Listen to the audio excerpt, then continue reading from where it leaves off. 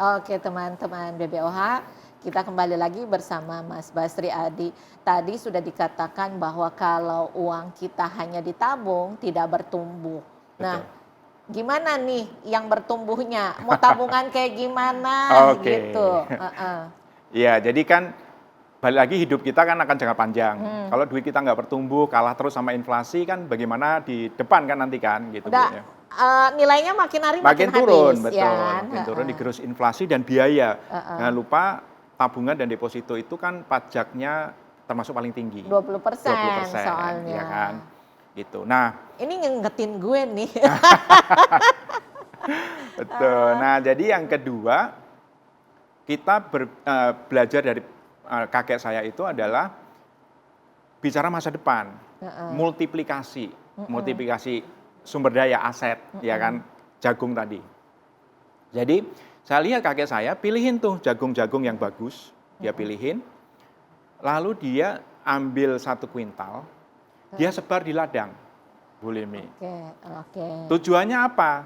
Supaya kalau ini nanti tumbuh bisa dipanen jadi 1 ton, ya kan? Heeh. Nah, jadi ada instrumen kedua di mana kita itu sumber daya kita pilihin sesuai dengan kriteria yang kita punya, kemudian kita sebar di ladang.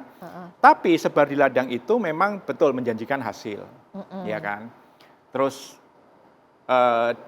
di balik hasil itu Ada dia risiko. selalu ada risiko. Ada risiko, Benar, ya kan ada disebarin risiko. ke ladang. Iya, nanti ketemu ada risiko. tikus, Ya, ya kan? itu. Atau kemarau Hama wereng kalau atau kemarau terlalu lama Ya. gitu kan. Nah, jadi ada instrumen yang menjanjikan multiplikasi hasil, tetapi di balik multiplikasi hasil itu ada risiko. Plus ada satu lagi, di balik hasil tersebut butuh waktu. Ya kan, Ya. jagung aja 3 bulan, 90 hari. Kita itu masalahnya kepengennya instan. Instan, nah itu masalahnya. Kayaknya lama ya Ya. gitu. Terus kan berasa kayaknya, gua nabung 10 juta, kayaknya setahun itu cuma dapat berapa ratus ribu Ya. gitu kan. Kayaknya lama banget ya gitu. Betul. Ya, nah itu gimana tuh? Ya. Jadi yang kayaknya gini, yang resiko yang paling minim lah oke. gitu. Jadi balik lagi ini ke mindset. Jadi kalau tadi kakek saya itu menyebar jagung di ladang, itu investasi kan Bu. Ya. Nah, jadi kalau kita kan nggak petani jagung ya kita menginvestasikan uang kita. Harus punya kesadaran penuh bahwa investasi itu pasti ada hasilnya. Tetapi butuh waktu dan ada risiko. Dan hukum investasi bilang begini, yang bisa ngalahin risiko itu cuma waktu. Jadi semakin tinggi resikonya, memang waktunya akan semakin panjang. Oke. Kan high risk, high return, ya kan? Artinya kalau mau return tinggi, mau nggak mau memang harus jangka panjang. Itu udah hukumnya. Jadi kalau ada orang yang pengen instan-instan, biasanya malah kejeblos investasi bodong. Karena itu menyalahi hukum dasar investasi, Bu. Gitu. Nah, jadi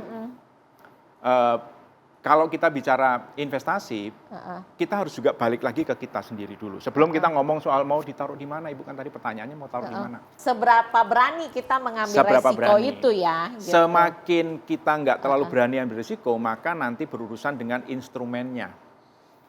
Ya, karena kan low risk, low return, medium risk-nya, high risk, high return. Jadi kalau saya orangnya suka stres kalau dengar harga saham turun, saya langsung jantungan masuk IGD. Ya jangan investasi di saham ya kan, gitu kan kira-kira Bu ya.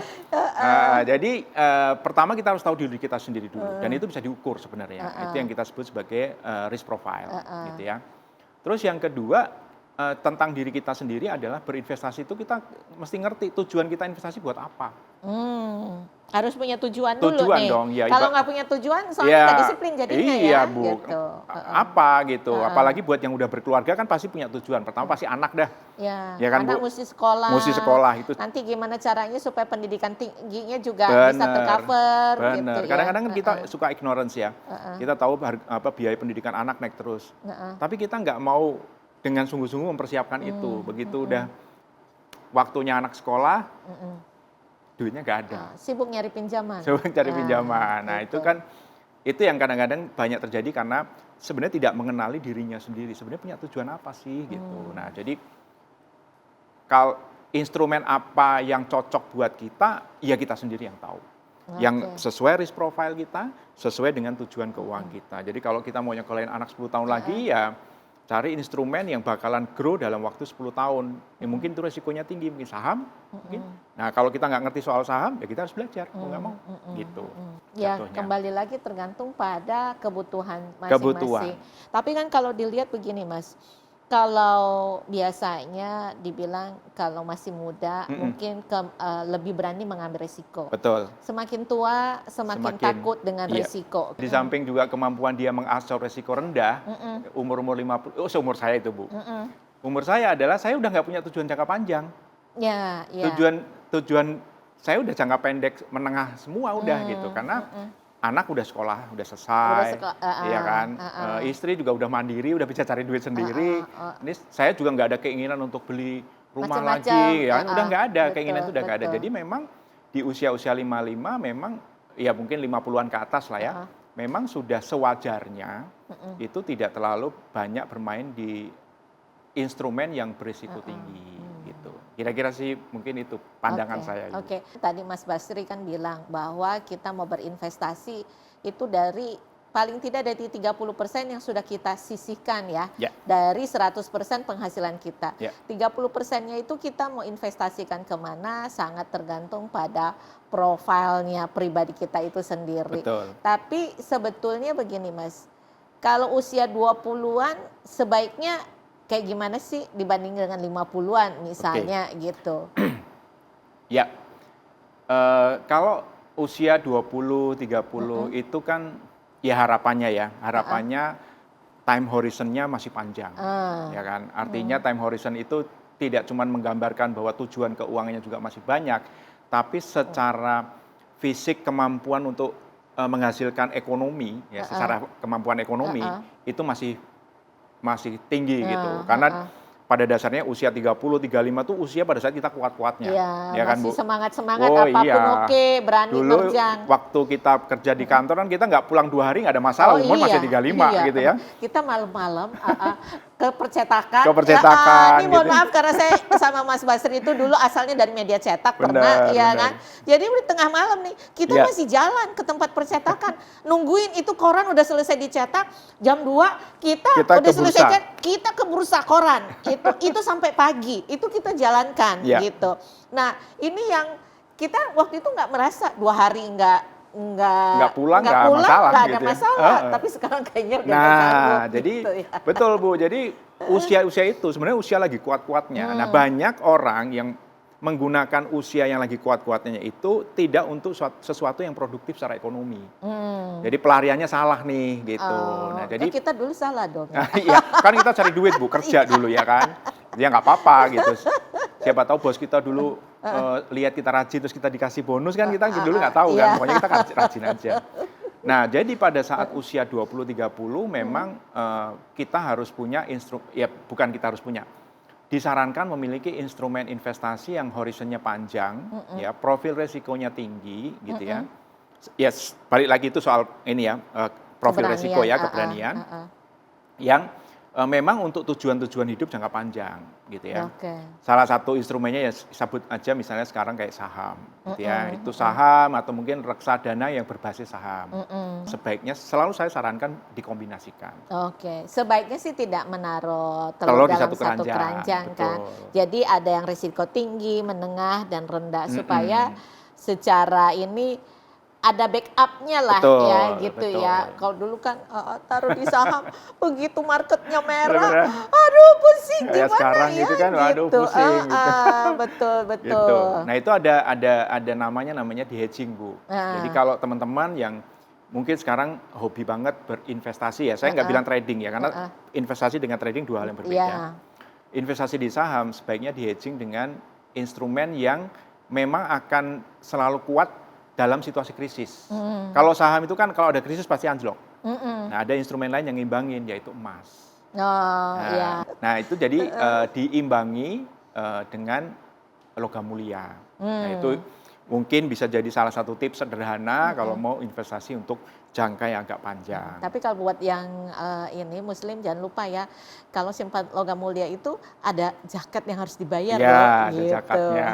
Iyalah kan itu kan kita tambah kaya ya memang sudah sewajarnya berbagi dong. Gitu. Betul. Gitu. Nah itu apa namanya tipsnya. Terus kan tapi kita juga mungkin punya tujuan keuangan yang jangka menengah, ya jangka pendek. Sekarang itu dalam situasi seperti sekarang ini obligasi lagi bagus, ya kan. Nah ini makanya pentingnya buat teman-teman yang mungkin mau berinvestasi, memang harus sedikit memahami dasar-dasar fiskal dan moneter. Harus belajar. Mau harus nih, rajin membaca. Ini ya. Amerika nih lagi nurunin suku bunga, apa sih dampaknya buat kita? Kita pikir Amerika kan jauh ya, iya, ya, tapi ternyata dampaknya langsung ke secara kita loh. Moneter ada. Betul. Nah itu jadi sekarang untuk yang buat jangka menengah gitu ya, mungkin dalam waktu 5 tahun lagi, 6 tahun lagi anaknya mau sekolah boleh diobligasi. Obligasi sekarang lagi bagus gitu ya. Jadi pemerintah kan setiap tahun itu menerbitkan hampir setiap bulan ya, hampir setiap bulan sekarang menerbitkan surat utang. Selalu udah ada surat utang yang kemudian ditawarkan gitu. Betul. Ya. Nah itu kesempatan sebenarnya yang retail kan mulai dari 1 juta udah bisa. Ya, atau reksadana sebetulnya. Atau reksadana. Ya. Kalau zaman saya dulu pertama kali beli reksadana itu minimum mesti 50 juta. Iya. Dan harus ke bank dulu ya. Iya, dan sekarang 100.000 aja sudah bisa. Kesabaran, investasi kan juga butuh kesabaran. Ya, Mas. Gitu. Sabaran, tadi wisdom, ya kan. Jadi kalau sarannya Mas Basri, kalau memang mau ngambil yang resiko tinggi di saham, buat balancingnya bisa di emas gitu. Emas, yes. Ya. Itu salah satu tipsnya supaya kita nggak terlalu stres. Oh gitu, ya oke. Siap, jadi harus juga memahami faktor daripada diri sendiri, ya kan, kebutuhannya apa. Kedua harus punya pengetahuan tentang investasi itu sendiri, ya kan? Oke, siap. Yuk, sesaat lagi kita akan kembali.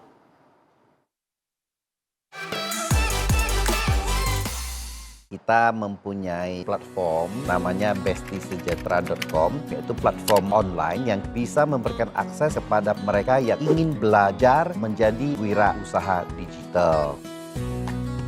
Siapa saja hanya bermodalkan HP. Kita akan melatih lewat kampus Besti, yaitu teknik pemasaran digital untuk pemula dan juga strategi penjualan tanpa modal lewat sistem dropship. Kampus Besti ini sehari ada 4 sesi pelatihan untuk 6 hari. Tutornya saat ini mempunyai omset bisa mencapai 250 juta. Platform Besti Sejahtera dijual produk-produk dari SKS Food. Scan QR Code yang akan ditayangkan. Bisa klik linknya terhubung dengan Besti Sejahtera. Kalau begitu modalnya hanya jempol. Jempol dapat cuan. Ini gratis, dikasih ilmu, tidak ada modal usaha, cuannya dapat. Mau di mana lagi? Adanya di Besti Sejahtera.